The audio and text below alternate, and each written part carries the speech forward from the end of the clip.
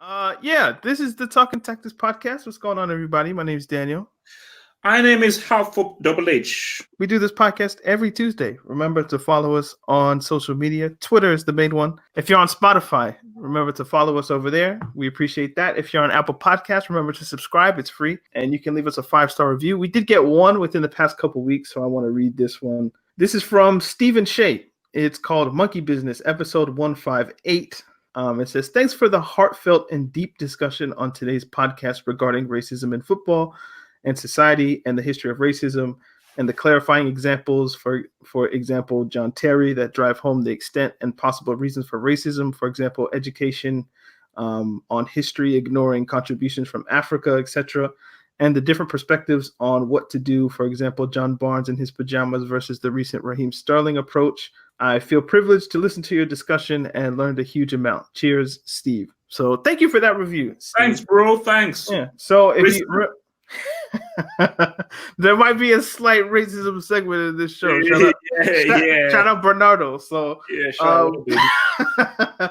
but yeah, thank you for the 5-star review. And if you want to help the show out monetarily, remember we do have a Patreon page where you can pledge an amount, $1 or $3. Talking Tactics Extra, which we record 30 to 40 minutes for you guys, and we kind of just talk about what you guys want us to talk about. So get involved, look up the tiers. I might just get rid of the $1 tier and we just have a $3 tier. I feel like that makes more sense. So, well, I don't know if it's necessarily it was the marquee game of the week. I was thinking, there was the Milan Derby and Sevilla, Real Madrid, but the marquee match of the week was Chelsea against Liverpool. So let's start there. I projected a 4-2 game, like Liverpool would win 4-2. I was ambitious. I was like, Chelsea can't defend at all, and the way that they play, they might score a couple. So, 4-2. It ended up being 2-1 in Liverpool's favor, so at least I got that part right. But even still, Chelsea can't defend. So you watched the game and you thought what?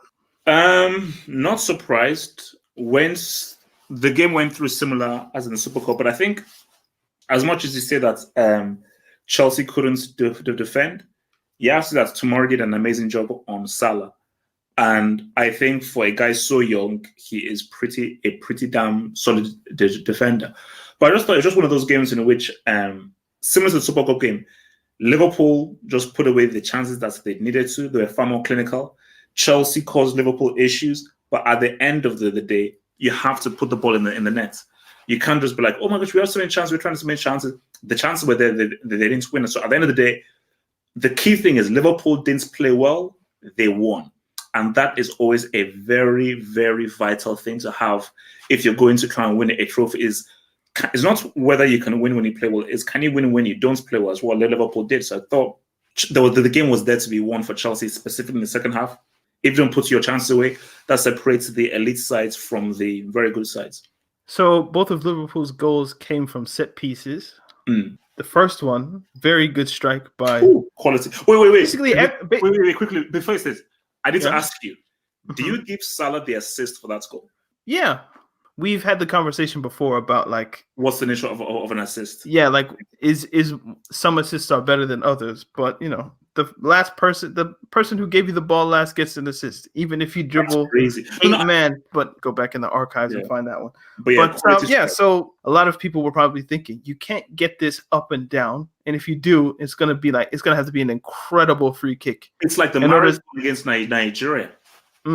So just strike it. Are they is it gonna be Henderson? Like, is Salah gonna go with his left foot and try to bend it around the wall or something like that? But no, he just kind of backheels it to Trent Alexander-Arnold, who we all know has like great technique, and there's nothing you can really do to save that one. Maybe you could close it down if you can see what's coming beforehand, but if you don't anticipate it, there's nothing you can really do. So 1-0. And then 2, I mean, how do you feel about man marking, zonal marking? Because Robertson puts in the delivery and Firmino's just basically free. So he has a free header, puts it in 2-0, and that's it. And now there's this big discussion about zonal marking, man marking. Which one do you prefer? I feel like every team, maybe not every team, but like most teams, there should be a mix. You should have certain people, for instance, like if the 2 center backs come up, always mark the center forward just because you'd think that most center forwards are going to be good in and around the box. So like you pick up certain players who are dangerous and you take players and you man mark them and then everybody else can play zone. But to play all man, all zone, I feel like that's kind of silly. I'd have to watch the match back to see if they were playing like half and half or 60-40, whatever. But I feel like Chelsea, you have enough tall players. You have Abraham and Alonso was on the pitch at the time, I believe. And you have enough tall players that, if you want to put a man on Van Dijk, go ahead and do it. If you want to put a guy on Firmino, like Christensen on Firmino, you stick with him, make sure he doesn't do anything. And then you can have other players that are just, you mark this zone. And if it comes near you, you get it away. But there's always somebody with a threat. And I feel like it was just everybody was marking a zone in that instance. And once one person falls asleep, I mean, you're just begging to give up a chance. So no, you have to interpret the situation. There are times when zonal works. There are times when man-to-man works. So you just have to be able to interpret the situation based on the team that you're playing. Because zonal marking has its advantages because, okay, I know my space. We're not sort of like disrupting the shape of our team. More times than not, when it's a set piece coming through, you should really do man-to-man. Like, I even remember like playing in school, whenever there's always a set piece, normally what you hear is, all right, get your man. Who's your man? Who's your man? And like the defender will be screaming at me, being the midfielder, that, yo, who's your man? Who's your man? Wait, which one do you have? So I've always held that whenever I've played for football and I'm defending a free kick and we're the attacking team, I always get shouted at for which man do I have? Do I have a man? So I think more times than not, it should really be man-to-man for a free kick. But then again, it just depends on the situation and the team that you're playing against, because it's like, if you're playing against a team that's not that great, maybe it's cool to ride with zonal and maybe a few people get a man, but generally zonal. But if you're playing against a very good team, specifically with very dangerous players, I think it's wise to say, you know what, let's like our best defenders go. Let's put our best defenders against their tall defender coming in and their best striker.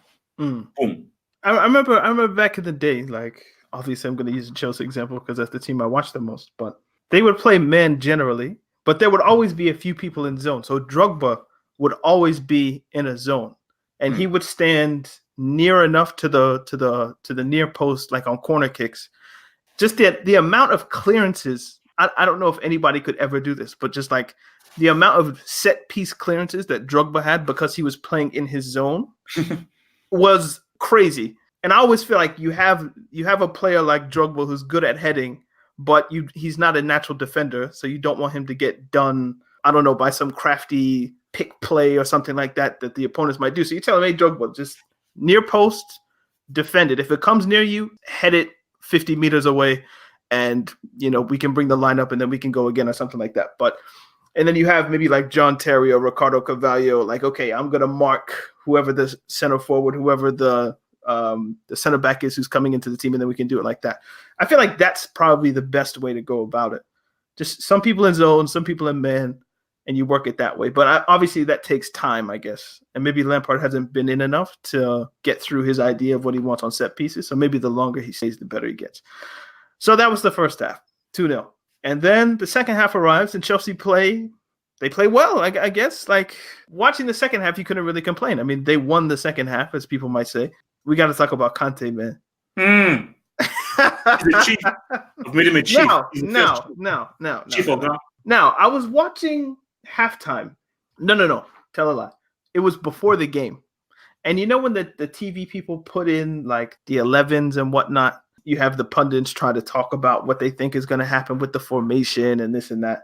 And one of the people that was on TV was like, he was asked a question about what do you want to see from Chelsea? And he was basically like, sorry, he was very insistent on playing N'Golo Kante in a more further role. But I think I would want to see him back in his preferred deeper role where he's able to kind of protect the back four. And it made me think, like, people continue to snitch on themselves. Anyone who ever says N'Golo Kante should be a central defensive, even on FIFA this year, I think, his FIFA card or whatever, it says CDM. People are snitching. Like, you don't know football if you're saying N'Golo Kante should be a central defensive midfielder. That's not what he is.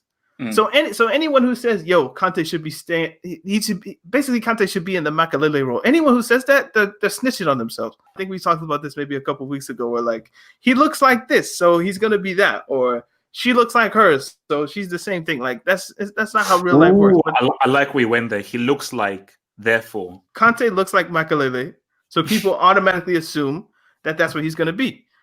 You know, that's kind of how it works. I think it's one of those things. 5'6", French, plays for Chelsea, all that kind of stuff. They play in midfield, so people just automatically assume, 1 + 1 = 2. But no. So anyone that tells you Kante should just stand and soak pressure in front of the two center backs, they clearly don't know what they've been watching from Leicester and his Chelsea career.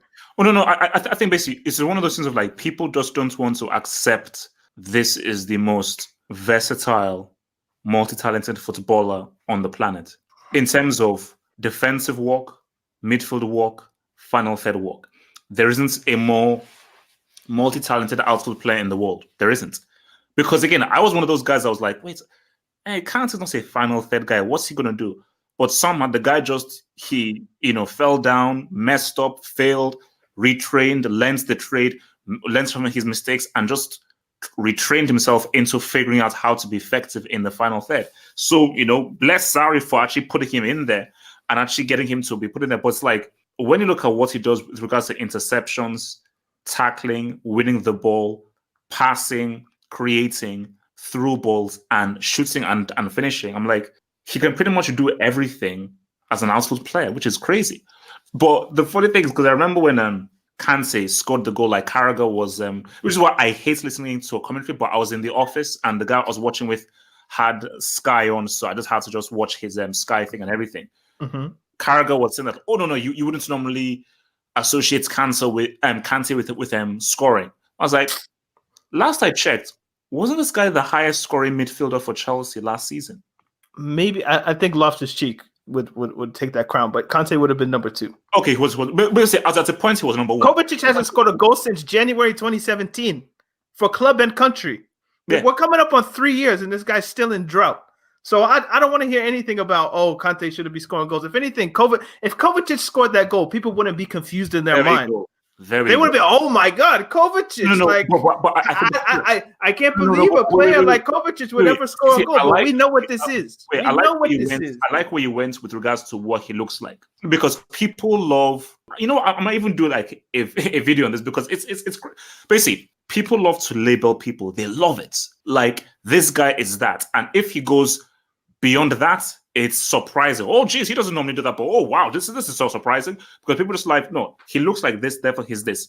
Kante, he looks like your destroyer, your tackler, who's just there to defend. He should not be there in the final third. So it is very hard for people to look at, this guy is putting ball through people's legs. This guy is dribbling past people. This guy is doing flicks. This guy is doing... I think he did like a no-look pass at one point. So do you remember the Super Cup where he took out Milner or somebody? I was watching it with him forward. And me and forward were like, this guy is doing like Ronaldinho skills and putting man. Legs like, what the?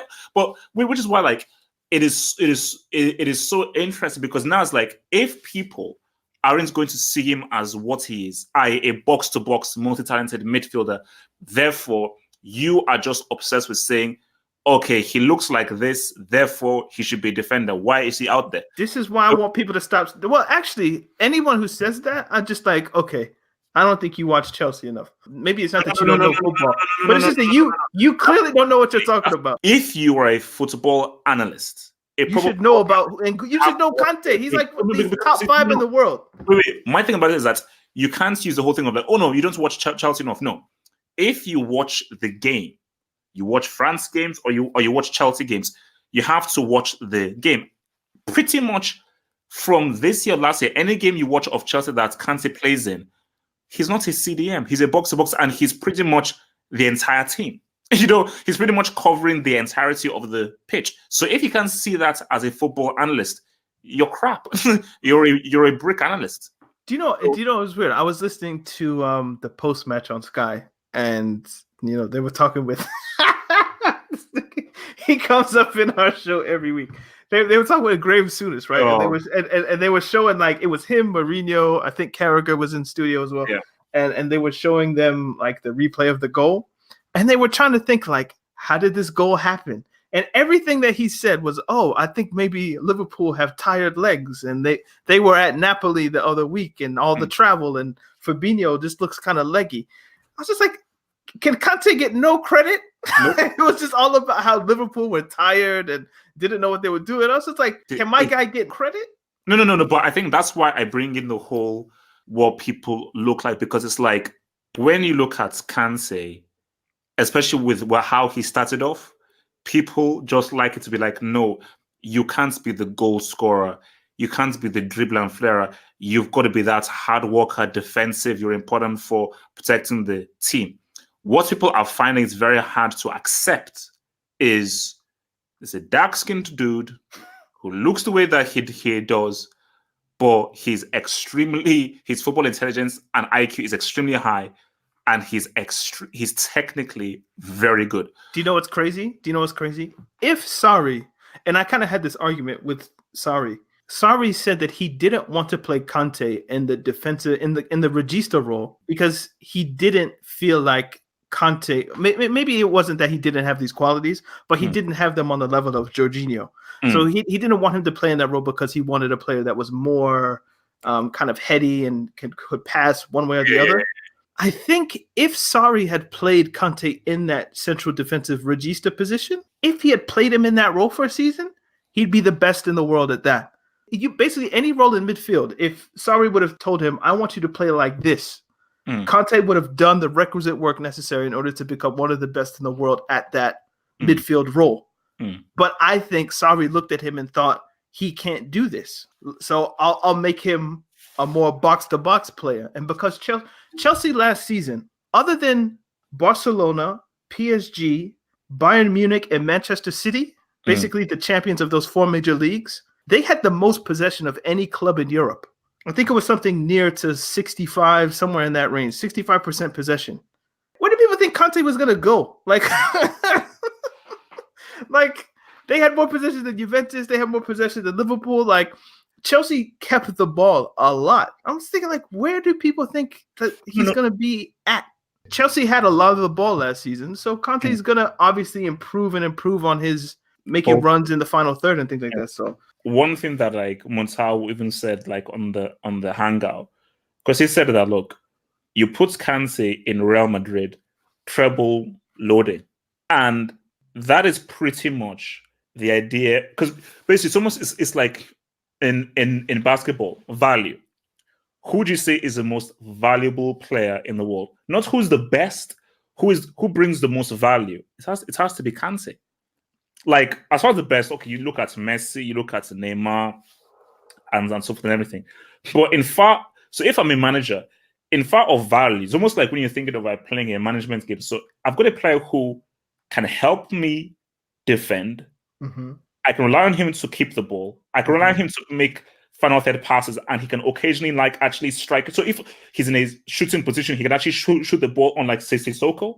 That is in crazy value. He scored against Manchester United. He scored against Manchester City. He scored against Liverpool. It's not some strange, oh my goodness. You know what I mean? Like that's the crazy thing. And it goes back to the point I was making before. Kovacic hasn't scored in almost 3 years. If he scored that goal, people wouldn't. Maybe some people would be like, he finally scored one, like me. But I think most people would just be like, we expect that from him. Kante does it, and people just can't grasp. So anybody who keeps saying Kante's a DM, I don't want to hear your opinion on football anymore, because you clearly aren't watching. You're just, this guy looks like he should be playing here, so that's where he plays. Nah, like no. I think let's use our brains here. Because you have to be able to, like, again, like also anybody that says he's a defensive midfielder or a CDM, or he should be compared with Fabinho or Busquets, then you're not watching the guy. Like, I just think, who's the best DM out there? Like, no, he's not a DM. Busquets doesn't sniff the final third. Fabinho sometimes is there, but he ain't that great in the final third. So Kante. Last point here, though. Last point here. I think Kante is 29. he might be 28, but I'll say he's 29. In the next 3-4 years, he's going to have to turn into what people think he should have been all along. Maybe because he's such a great athlete, he'll always be able to move around the pitch and cover, 13 kilometers or wherever it was like yesterday. But I think at the older he gets, if he wants to prolong his career, he's going to have to move into somebody that can play in a deeper role and kind of turn into Makelele in that sense. People might be able to continue just saying the wrong thing for the next 3 years. And by the time he gets older, then they'll be correct and they can say, yeah, this is what I've wanted all along. But that's only because he'll be older and have more miles on his legs, and he'll have to adapt his game to play something different. Oh. So I think that's what's going to happen. Everybody who's been wrong, just stay saying the same thing, and Kante will get to 33 years old, and he'll have to play where you want him to play because he won't have the legs to play the way he's playing now. So that would be my advice to you guys. Just keep being wrong until you're right. Oh no, but for right now, you're wrong and you're sitting on yourself. Well, I think it's one of those things of where I'm trying to think of a player who has gone through the same kind of metamorphosis as Kante has, because normally, like, this guy was in Cannes, third division of French football, like 5 years ago. Now he's a World Cup winner, 2-time Premier League winner, should have won a Euros. He's gonna be president of Mali or wherever. The funniest thing was. After he scored that goal, look at his expression. He did it. He was like, I want to be happy, but we're losing still. Yeah. So, because he had the most poker. Because normally, even if you're losing, you're like, yeah, come on. He was just like, okay, come on, guys, let's go. Okay, let's go, kick off. Yeah, man. He's too good for Chelsea, I think. I think this is another thing. That's another point. Any Chelsea fan, it's a blessing, man. This guy is way too good for this club. You're having a laugh. He's too good for Chelsea. Too good. All PSG need to do is you have a midfield of Kante, Verratti, and it was a game over. It's kind of short, though. I mean, that's like 5'5", 5'6", 5'9", maybe. I don't know. So yeah, I think we talked about Kante enough. But just do you remember the Boondocks episode about like stop snitching? Oh yeah, that was big of me. Yeah. Like it's frowned upon in Black culture to be a snitch. Anyway, so Liverpool have 18 points out of a possible 18. I don't think there's not much to say about Liverpool, really. I mean, you basically already said it all. Like, they didn't play great, but they won. And that's what you need to do if you're going to win a league. Last week, the episode was basically about I destroyed football, Pep. They lost to Norwich. And this week, I mean, Pep must have listened to the podcast, bro. No, yeah, he did. Like, literally. It was 5-0 after 18 minutes. Fraudiola.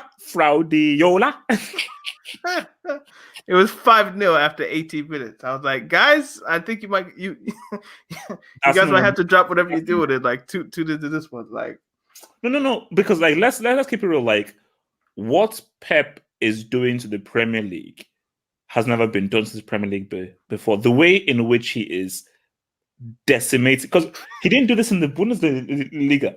For as good as that Bayern team was, he wasn't making a complete mockery of the Bundesliga as he is with the Premier League. If it weren't for Liverpool, City would have won the league like with 3 months to spare. And the season before, they won it like by 12, 13, 14 points. In the last part of the season, he has made a flipping mockery. Like 5 goals in 80 minutes is stupid. It's stupid. That's ridiculous. It could have easily been 10. Easily. Aguero should have scored 4. He only ended up with 1. Yeah. So they could have scored a dozen. And I blame Aguero because I wanted 10. I wanted utter destruction. But yeah. Like Aguero had a chance at 5. It was 5-0. And he was through 1-on-1. And I guess he was like, look, we just scored 5 goals in 20 minutes. I know we're going to win. So let me just be audacious. So he tried to chip the goalkeeper in a 1v1 and it like just dreadfully missed. I was like, if you did what you would do at 0-0, which is basically just arrow a shot into the far post, you get 6-0, the momentum keeps going, and maybe in the first half you score 7, 8 instead of 5. They won 8-0. What is that on the Double H system? Let me pull it up. So this is 8, yeah? Yep. And 8, I have a feeling it's a persecution. But let me just Double check. Yep, it's a persecution. So they got persecuted. Yeah, man. So Watford were persecuted. It was worse than that, man. Like the first 5 minutes, it gave me. Do you remember when you watched 7-1, and it was just that kind of, what am I watching? Nope. Sorry, Daniel, stop. I know that was a World Cup semi-final and blah blah blah, but it was that Daniel, same vibe. Daniel, you have to accept this. This one we have to accept. We are probably never going to see anything like 7-1 in our lifetime ever again. The feeling of 7-1 is unlike anything I've ever seen before in my life. No, but it gave me those vibes of just like, this team is running. I think it's going to come on. How are you going to compare a Man City Watford to Brazil, Germany, World Cup? I'm saying, like, obviously it's like the generic version of it, or like, I don't know, whatever, B-Tech, like secret stabbing. Yeah, you guys call it B-Tech. I would call it like the Dollar General version. Like, it was just like, oh, I remember this kind of feeling of like, this team is getting blitzed 5 after 18 minutes. Damn, that's tough. What else happened? Arsenal were down to 10 men. Chelsea were losing, and concurrently Arsenal were playing, and I saw the updates coming through. And I was like, okay, Chelsea might lose, but at least we're going to get some good Arsenal fan TV. So that'll make my afternoon a little bit more bearable. And then it goes from, it was 2-2, and then Aubameyang scores the winner. And Arsenal win 3-2 with 10 men, and they turn around a bad situation after Maitland-Niles gets red carded. Wait. Have we talked about how Aubameyang could be one of Arsenal's biggest cult heroes based on social media and Arsenal fan TV and stuff? Did we have that discussion? No, we haven't. You know how the whole song of Abama Blood Cat Yang and that kind of stuff? Mm-hmm. Because obviously Troops made that thing saying, and Aubameyang says that saying, and every time he sees Troops, he does like that. And Aubameyang and Robbie, who owns Arsenal fan TV, they actually know each other and everything. First of all, I think that Aubameyang is arguably the most informed striker in the world right now. And this guy is going to get a lot of goals. But just think, because of social media, how much closer fans are to the players, and how players use social media, fans use social media, and that gap has been bridged, unlike as it was back in the day. I think Aubameyang may go down as one of a very particular, unique kind of Arsenal legend because of the social media time that he's around. He really knows his fans, because I was even thinking about it today. Like, if Ian Wright, I was just about to bring him up. I was going to be like, do you think he would have been or do you think he's going to be in kind of that Ian Wright? I don't want to put him in like the same bracket as Thierry Henry, because Thierry Henry was like an alien, but like kind of in that bracket of how Arsenal fans love their players in that way. You know what? Let me be real with you. Remember, Henry moved shady in the way that he left for Barcelona. I think for Arsenal fans, they recognize Henry based on just how amazing he was and how much he loves the club and everything. But I do feel like if Arsenal fans have a closer affinity for Ian Wright than they do for Henry. I don't want to speak for Arsenal fans, but like Aubameyang, you at least have to win a Premier League, right? In order to be in that bracket. Put it this way. Even if they don't win the Premier League, I still feel, based on Arsenal fan TV and the social media thing, there is just a closeness that Arsenal fans have with Aubameyang that they've never had with any of the other top strikers or top players. So Aubameyang is already in a very unique space based on just the time that he's playing in for Arsenal. Yeah, I mean, I would say it's been a while since they've had that. So you had like Van Persie could have been, but the way he left, he like messed that up entirely. And then who else would there have been? Adebayor, the same thing. Greatest celebration of all time. So yeah, I mean, like those are the two that I would think, like in the meantime, like strikers that they could have had that, or maybe Giroud to an extent, but not really, because he just wasn't that good. Useful, but not that good. So yeah, I think that would be the lineage, like Wright, Henry, Van Persie with an asterisk, and then Aubameyang. Okay, how long is Ollie gonna last? Because it's not looking hot right now. They had Mourinho in the studio and they were asking him questions about like, yo, this Manchester United squad is not good. And I was like, yo, he bought half these players. Like, y'all putting them out there on Front Street.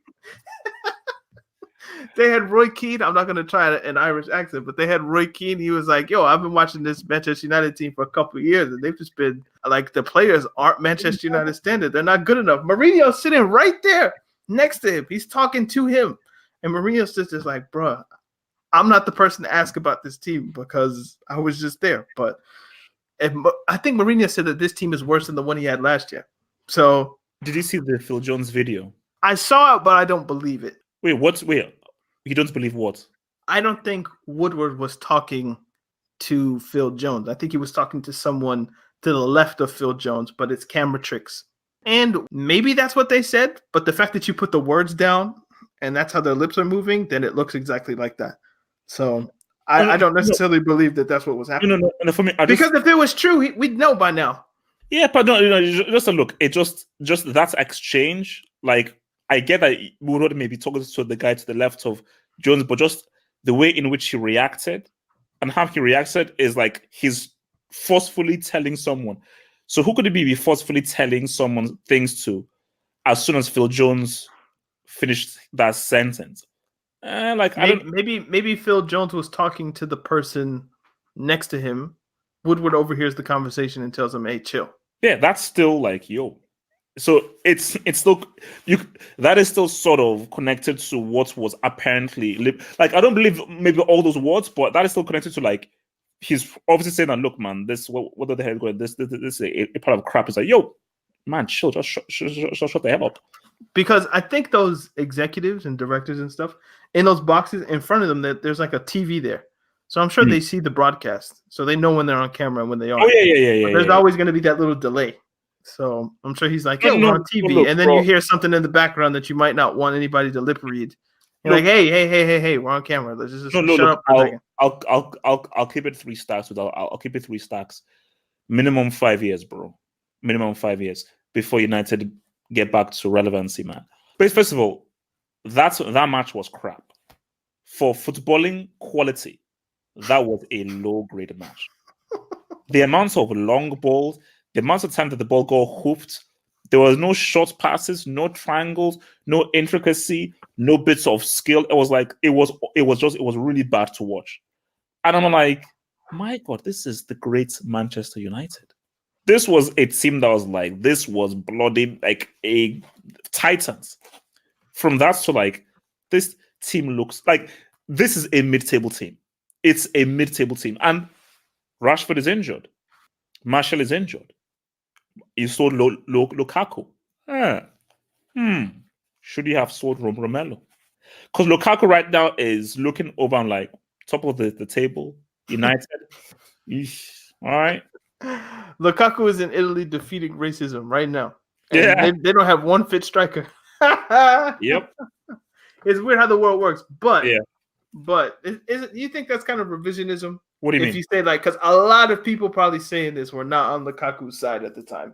But then now that kind of the things have shifted around, now it's kind of easy to say you shouldn't have sold Lukaku because he's in Italy G'ing up. Because like I always said that when they agreed to sell him, wanted to sell him, I said, bro, you're putting a lot of pressure on Rashford now. Because by doing this, you've now made a concerted decision for a guy who has only scored, 10 goals max in a season, that you're now a main striker. For Oli, you want to always try and cover your ass. For me, in a squad, you should have a minimum of 3 strikers in your squad. They have 3 that can play there. They have Rashford, they have Martial, and they have Greenwood. Now, the only problem is Rashford's injured, Martial's injured, and your third striker, because he's 18, has tonsillitis. I think the problem is relying on the players that you're relying on. Not that the fact that they don't have the personnel. Like, I don't think, would a 23, 24-year-old have tonsillitis? Isn't that a disease? Isn't that something, I was going to say disease. Isn't that something that you get when you're 12 or something? In your teenager, in your teens. So that's your fault for relying on a teenager, because they're going to have teenage problems. Like puberty or something. Sorry, I can't. Yeah, it's one of those things. Like, I remember when, like, I'm out with puberty. Do you remember when Eric Dyer had like an appendectomy? That's just something that happens to people in their 20s, I guess, like the early 20s, I guess. Like, it's just something that happens to particular people. That's the kind of something you got to live with. So, see, personally, I like Lukaku. So I would have kept Lukaku because I believe in him. Like, everywhere he's been, except Chelsea, and he never really got the chances at Chelsea, he's gotten goals. Anderlecht, goals. West Brom, goals. Everton, goals. United, even when they were trash, goals. Inter, goals. I think he played 10 games for Chelsea and didn't score, but I'm sure most of those appearances weren't starts. No. So this guy is a proven goal scorer. He's not clean. He's not polished, really, in that sense. Like, you wouldn't want him on your 5-a-side team, I don't think. But if you're playing 11-a-side, he's dangerous. Belgium, Rashford, oh my goodness. It's like Rashford hasn't proven what Lukaku has proven. At the end of the day, yes, Lukaku, we call him Thames. His control is a bit crazy. You call him Thames, don't say me. This ain't French. He has proven himself by scoring goals at international level at various other clubs, something that Rashford never has. I think Lukaku has maybe hit, 15, 16, 17, 18 goals a season or something. Rashford has hit 10 or 11. That's his max. Like, Tammy Abraham is like 3 or 4 away from equaling dude. That's crazy. And that's the guy that you want to put all your faith in? That's mad. Let's talk about Milan Derby. Inter, AC Milan are another club that is going to take a little bit of time. I mean, you always kind of talk about this. So this always comes up when we talk about Milan. So I don't really want to get into the fall from grace, and these guys have been playing. This is the team of Shevchenko and Maldini and, all those guys, Gattuso and Seedorf, and, the names just kind of go on and on. We don't necessarily have to get into the fall from grace. I think it's clearly evident. But if we just want to talk about Inter are having a great start to the season.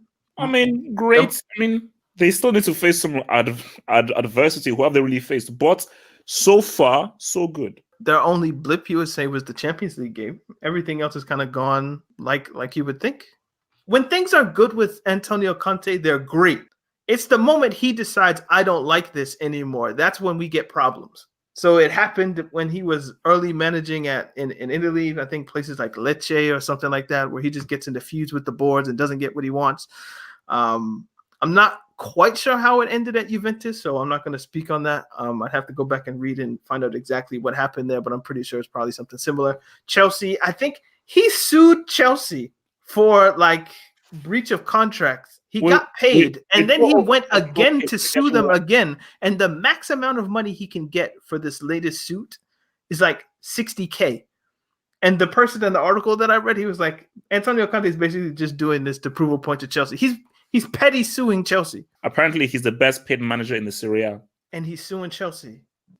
But that's just his personality, I guess. Like, you mess with me, I'm just gonna be a thorn in your side, I suppose. But when things are great with him, they're great.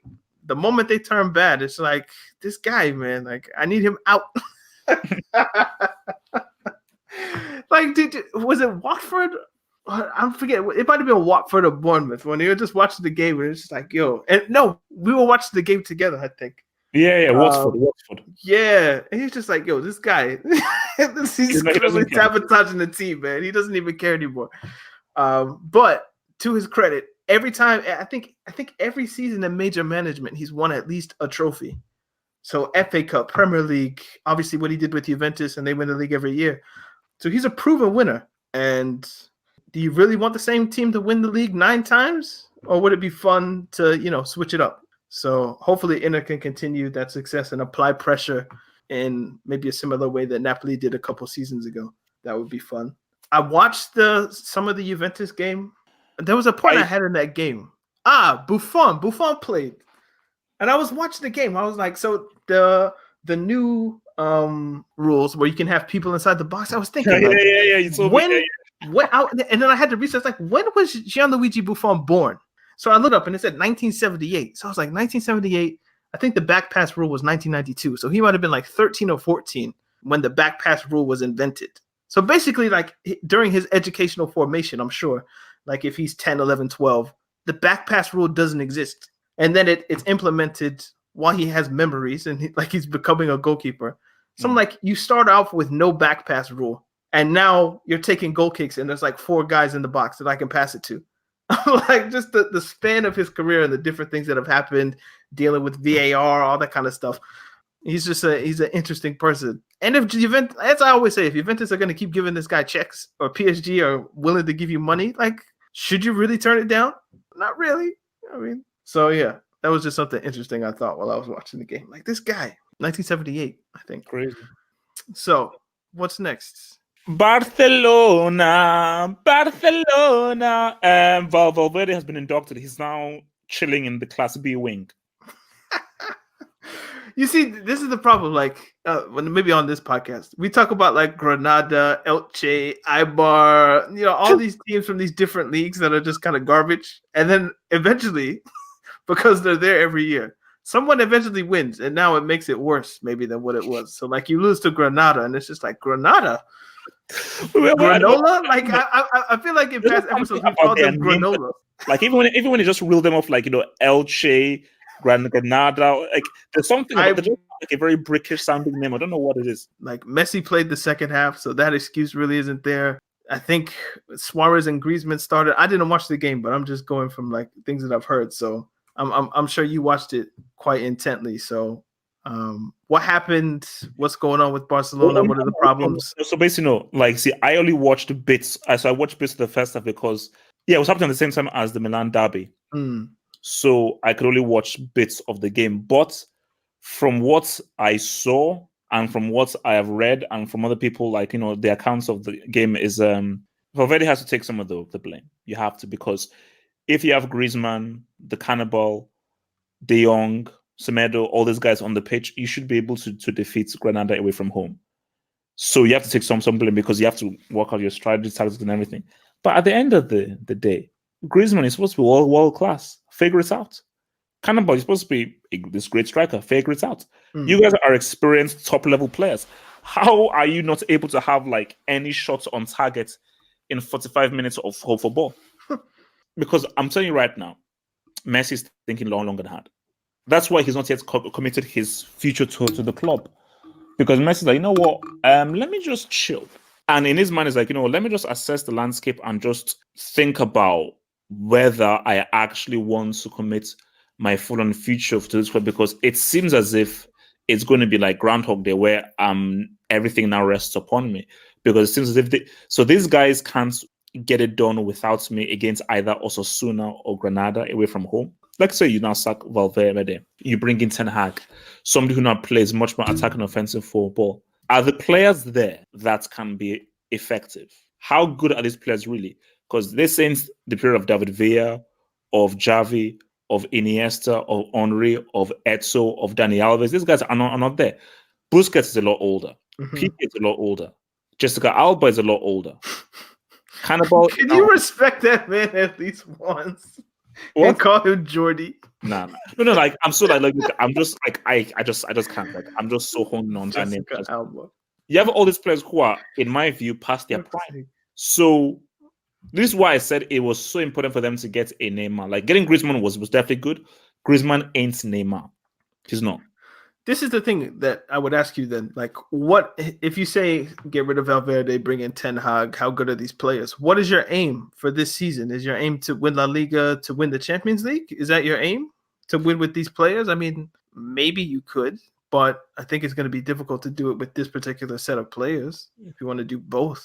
Because look, he controls this club and everything. So Messi has very clearly stated that he wants to win the Champions League again. Yes, let's go for all trophies, because we're Barcelona. Let's aim for the treble. But I think his primary objective is to win the Champions League again. So that has to be a main objective. And I think the reason why, despite them winning back-to-back La Liga titles with Valverde, people are saying Valverde must go, is because of not only their failure to win the Champions League, is the manner in which they've been thrown out of the competition. Can they win the Champions League with this squad and this team? I don't think so. I think once they face a truly formidable team, they'll get gone, because there's only so much Messi can do. So with this current team, if they were to face Liverpool, Juventus, maybe Real Madrid, I'm not sure whether over 2 legs, if it's just a one game at the Camp Nou, then yeah, but over 2 legs, I'm not sure, because this team has showed that at the new camp, yeah, they are money away from home.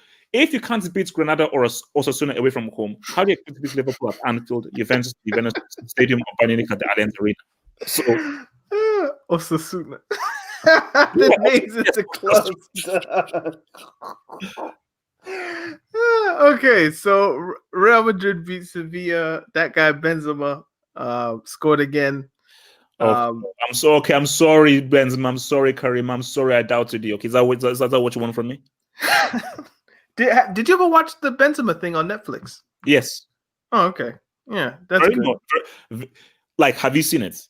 Yeah, I'm friendly with the guy that made it, or one of the directors. Really? So, yeah, just like Twitter friends. Okay, no. Very, like, you see, watching that, I now better understand Benzema and what he's about, and I now understand how he doesn't really care. I don't think criticism would really shake him or not, because you get an insight into, first of all, where he came from and the kind of person that he is.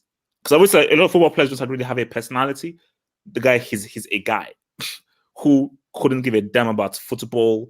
He's more like an NBA. Yeah, he's more like an NBA. Like if he was in the NBA superstar, you'd be like, his personality makes a lot more sense. Yeah. It's good. Like, okay, so you were talking about it. He's might be the best in. No, you were saying somebody's the best informed striker right now. Aubameyang is who we were talking about. Okay, like so me, there's 5 names really. You have Lukaku, you have Aubameyang, there's Benzema. Maybe you could throw Tammy Abraham in that he scored like 7 goals in his last 4 games or something like that.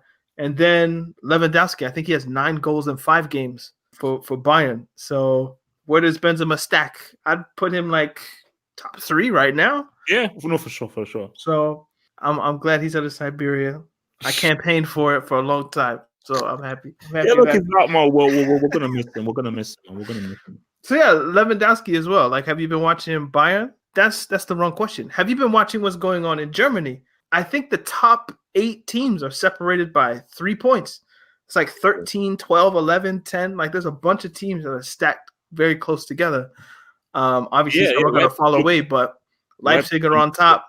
Dortmund and Bayern giving chase. So what do you think is going to happen in the Bundesliga? Or are you paying that much attention? No. Like, I always try and dabble and look at highlights or stuff from everything. And I think for me, I think Coutinho feels very much at home at Bayern Munich. I think that this might be a pretty good season for him. And I think that this was a good move that he made, because there's now less pressure and people want him there. And I think people are going to be much more supportive of him at Bayern than they were in Barcelona. But I'm keeping my eyes on Leipzig, man. I think because see now, informed strikers, you've got to put Timo Werner in the mix. That guy has been getting a lot of those G's. So after the World Cup, I think people were like, "I'm not really sure about this guy." Including me. I was prime like, nah, this guy's trash. But with clubs, I mean, he's a killer at times. I was looking at the assist. Sancho 5 assists already. Is it a 2-yard pass or a penetrative pass?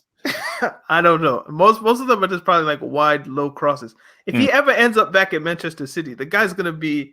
You might get 20 or 30 with that like low driven cross, the triple tap cross that Carl talks about. Like, God, I hope they don't. If they buy him back, stay at Dortmund. Remain there. I was reading something that Sterling had taught, and I don't know where this report came from. So somebody will have to Twitter search it and get back to me. Sterling's camp had talked with Real Madrid, and it's something and it's something that he wants to do. So imagine Sterling ends up going to Real Madrid and they get like, I don't know, 200 million or 150 or whatever the price would be. Sancho, Man City, it could happen. But as you say, I think Dortmund's a good place for like 19, 20, 21, 22, just like build and then move. Lastly, before we get to your questions, Neymar did it again, bro. Uber Eats. No. The goal that he scored, he's playing Olympique Lyon. Like this isn't some bum team. This isn't like I don't even want to call names because I don't want to disrespect anybody. I was thinking names, but I didn't want to say it. But yeah, like Lyon are a good side. So this is like a Champions League level team. So back-to-back games in damn near the last minute, He's popped up with the winner and scored really good goals as well. I tried to tell you guys last week, like PSG ultras and this and that. Booing Neymar is a futile exercise. He's going to make you look stupid. Yeah, it doesn't really it doesn't affect him. It doesn't affect him, and he's going to make you look dumb. Basically, it's two bad things. It's like Morata. Like you boo Morata, then his career is over. Let me ask you this. Okay. If you had to put money down, would you put money down on Neymar being fully fit for the entire season? No.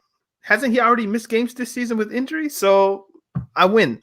I don't think he's going to have a season-ending injury like he has maybe the past two, where he's just showed up for the last two league games and everything's already finished and he gets to lift the trophy and run around with his family or whatever. Like, I feel like he might miss a few games here and there, but I hope this season we don't end up with like he's broken metatarsal for like the 19th time. I really hope that doesn't happen. Or, he has a hamstring or calf injury. Like, can we just get one generally fit peak season of Neymar, like in the next 3 years? Okay, just one fit season at like 27, 28, 29, where you're at the peak of your powers and you can just do what you need to do and get PSG. I don't even want you to win it. Just get me a semi at least. The club's never been there. Can you get me a semi? Can you get me into a final? I don't even need you to win, but just advance the club in some way. Just give me one season, just one injury-free season. And then we can then go from that's one injury-free season with PSG. Then we can go from there. Yeah. We haven't done Champions League. Obviously, we made it that, so we have not done a Champions League reaction. Because speaking about PSG, yeah, man, Tuchel, man, bro, Idrissa Gueye. Like, go ahead, talk about it. We have really gets even to this Neymar point because I don't want to go very off the Neymar points. This team is primed to win this thing. Like, even when I was just looking at that game, I was like, okay, look, so Mbappe is out. Neymar is out, Cavani is out. Look at the level of quality that is still in this team. And if you're not to add Neymar into this team and fully fit, how don't they absolutely pulverize anybody that they face? It's always the question of the league.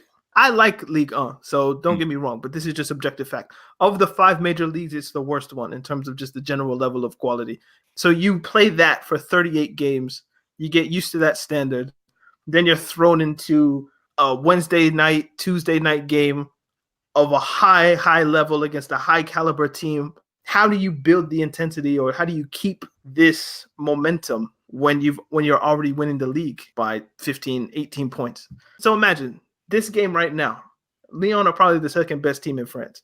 You just beat them. So you just took 3 points off your title rivals in air quotes. The league's going to be finished by March. Can you keep Champions League level intensity while playing in a league like Ligue 1? Basically, same thing with, maybe to a lesser degree, Bayern Munich, and even Juventus. Is like, that is why. But see, those leagues are actually competitive. Those leagues are actually competitive. So yeah, the Bundesliga might be easy for Bayern, but they're not necessarily competing against the Bundesliga. They're competing against Dortmund. And if Dortmund are competitive, then you always have that push to win points, which keeps you sharp. Yeah. If you're Juventus, you've won 9 times in a row, but there's a Milan maybe there. There's an Inter maybe there. There's a Napoli maybe there. Roma maybe. To always keep you sharp. Like, somebody's going to be close enough maybe. In the Premier League and La Liga, it speaks for itself. There's always competition.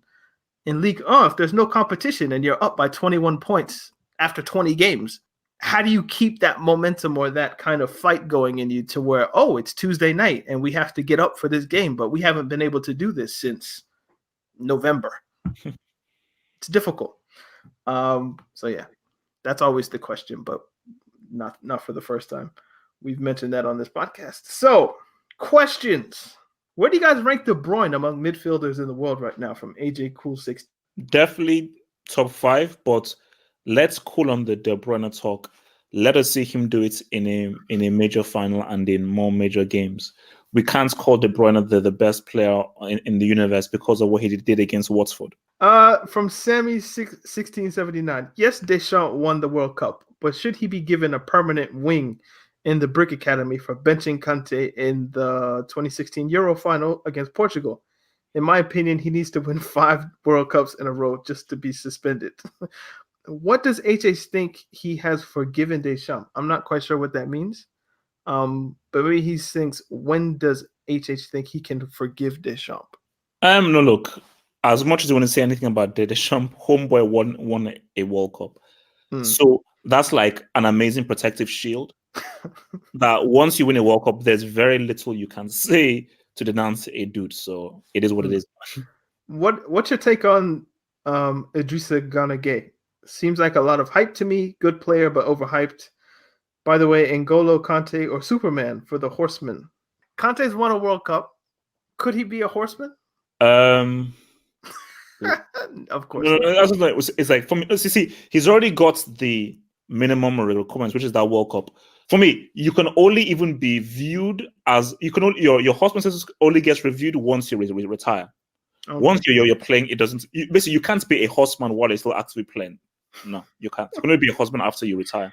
And thoughts on Idrissa Gana Gueye? No. For me, I get where he's coming from. Like, okay, amazing game against Real Madrid, absolutely amazing. But Modric wasn't playing. Toni Kroos is not that great a central mid. He's not that great a central midfielder. He's very good. He's not great. So let's just chill. He is a very good midfielder, but he's not on Verratti's level. Verratti is still the superior midfielder, but he's very good at it. I think he was overlooked. You know when people say who's the best player outside the top six? And the answer would always generally be Crystal Palace, Wilfried Zaha, or Neves. Ruben Neves, I suppose maybe that's one that people might say. Few people ever went Everton, Idrissa Gana Gueye. But I always remember watching Everton games, and like when Chelsea would play Everton, or you'd watch Everton and maybe against Liverpool or something. Like, yo, this player, he's really good. So yeah, I think PSG was smart to get him. I know he wanted out, so yeah, he's proven himself. Did you see the video of him and Tuchel after the Real Madrid game where they were just hugging and embracing and like having a laugh and stuff? Oh yeah, and then it's a funny video. It's like Pep would be rolling in his bed or something. No, I was like, Pep would throw up. That's crazy. He was like projectile vomit. An African player like that. Why, DT, do you call Pulisic bleached Willian? What the hell? What? Wait, say again. The Gowan69 says, why, DT, do you call Christian Pulisic bleached Willian when he more likes to receive the ball in space and dribble against teams in transition? If anything, his game is more like Pedro's. Also, what's your obsession with inverted wingers for Chelsea? I call him bleached Willian because he's a right-sided winger who has a right foot who wears number 22. There's nothing really too deep about it, and he's not a goal scorer like Willian. So you get that. He's fast. He can dribble. He doesn't score that many goals. He wears number 22, and he came to Chelsea. So there you go. That's why I call him bleached Willian. I don't know if that's necessarily a Chelsea thing. I think that's a football thing. Having a left-footed player on the right and a right-footed player on the left, just so they can cut it and score goals. I think that's just generally a trend that's happened in football, maybe in the past, 15 years? Play Captain America more, man. I mean, what the hell? So what? You bought him for all this stuff. There was all this hype, and he's now on the bench. That's where I'm coming from. Imagine all the American people who tuned into the game yesterday. Maybe Lampard would have used him, but I think there were two injuries. Emerson and Christensen came off for injury, so he had to use two defenders. He had to bring on two defenders in Zuma and Alonso. Maybe he would have played, but I'd like to see more of him. But when he has played, he hasn't played well. So there you go. Football bets. Jesus, what's this question going to be? Almost 5 years ago, Pochettino was appointed as Spurs manager. Since then, he has managed to win a whopping 0 trophies. Furthermore, he won only 4 out of his last 16 games. Has he taken them as far as he can with last season's Champions League final appearance? And does he resign or get sacked? I feel like we answered this one recently, but what do you think? Yes, he has, and probably resigns. I think. Oh no, resign. I think resign. Like a mutual consent. Mutual consent. I just think that I don't know where they can improve on it, specifically with Eriksen wanting to leave. I think that is a key thing. I think Eriksen is not going to sign that contract extension. He's going to want to leave. Once Eriksen leaves, that is your main supply chain creative midfielder gone. then it's like I just feel like, and it'd be unfortunate because I still feel that this team was good enough to at least get at least one trophy, whether an FA Cup, a League Cup was gone. They were good enough to get one trophy. So if this particular era ends with you never got a trophy, and with Eriksen leaving, would be a bit of a sad end. They need to prioritize maybe like the League Cup or an FA Cup or something like that. Just like one of the domestic cups. Just like you need something from this era. So do you think if Pochettino leaves and Eriksen leaves, what do you think that means for Kane, for Son, for Ali? Ali's stock has kind of fallen in the past year or so. But I don't think they'll necessarily go. They may go, but I don't think that. I think they may still stay, but I think it depends on the manager that comes in and which direction they go. I think Eriksen has been, and I think to some extent Alderweireld, but Eriksen has been very vocal about saying, "Like, nah, look, bro. I mean, Real Madrid are interested. I'm out. See ya." Kind of related. Our last question, because I think Son was ruled offside by less than an inch or something like that. A pubic hair. Thoughts on VAR and goals being chalked off for players being millimeters offside, whereas blatant penalty decisions are ignored from that uncle of yours? Great question. I hope someone asked this question. So during the Chelsea goal that was disallowed, I was having this discussion with my colleague in the office. Remember why the offside rule was invented in the first place? Because the whole point of football is it's difficult to score. We want to make it as hard as possible for attackers to score. That is the heart and core of football as a game, is the difficulty of putting the ball in the net. So we wanted to make sure that the attackers don't have that unfair advantage. So they don't have crazy goals. Originally, I believe at a point, what it was if you could see space between the attacker and the last defender, it was offside. Then they changed it and tweaked it. Now, my thing is this. What possible advantage could you have as an attacker if your shoulder is ahead of the last defender? What advantage could that be? Or a little bit of your arm is just ahead of it. How is that an advantage? An advantage is if your entire body is ahead of the last man and there's even space between them, that's an advantage. You are clearly way beyond the final man. But if you're pretty much level, but just a part of your body is ahead, how much of an advantage are you truly getting? That is why when you view the stuff back and you're like, okay, yes, technically it is offside, but we have to now think that, hey, wait a minute. What was the point in us creating offside in the first place? Was it to be like any part of you that's ahead is offside? No, it was like, let's make sure that attackers don't have a crazy unfair advantage, which I believe is if a dude is literally, his whole body is fully ahead of the last defender, bro, you're offside. Because that is a crazy advantage to have as an attacker. And that's just where I stand on it. It's and I always go back to this. It's the letter of the law versus the spirit of the law. The spirit of the law is, again, like we want to prevent goal hanging and things of the sort. But if you take that and you give people technology where they can go down to the millimeter, nanometer, and they can break it down with blue and red lines. And if the blue line is ahead of the red line or whatever, however it works, then it's offside.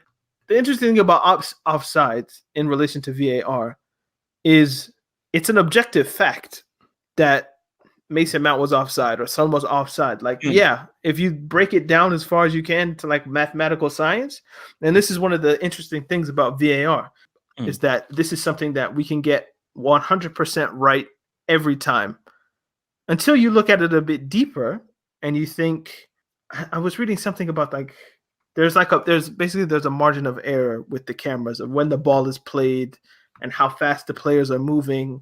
You can't get it exactly correct every time. If you're going to judge things all the way down to the millimeter, there needs to be a level or a measure of consistency in like when is the ball kicked?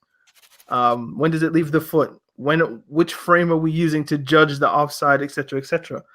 I don't know if those standards are in place, and if they aren't, then all of these rulings they're in that kind of gray area of, they might be right, but at the same time, if you tick it back like one frame, Son might be onside, and nobody would complain about with that frame being picked. But if you go 2 ahead and he's offside, again, nobody's going to complain about that frame being picked. So that's the difficulty of VAR. But again, we've talked about this before, so go back and check that out. But we got an extra to record. So this has been Talking Tactics Podcast. Again, we thank you guys for listening. Remember to follow us on social media, on Twitter at Talking Tactics. If you're listening on Spotify, remember to give us a follow. Apple Podcasts, subscribe. It's free. Remember to give us a 5-star review, and we will read it on the show. Shout out to the reviews from this week. What did I say? 4 stars? No. But I'm just reiterating the point. I was like, I thought I said 5 stars. But yeah. Yeah, you can follow me on Twitter at Daniel to look half hope. Where can people get you? At Half Hope Hot on Twitter, at the Half Hope on Instagram, and halfoffootballhot.com is the official website. Cool. So, Talking Tactics Podcast, sometimes funny, sometimes serious. Always football. And we'll see you next week. Peace. Peace.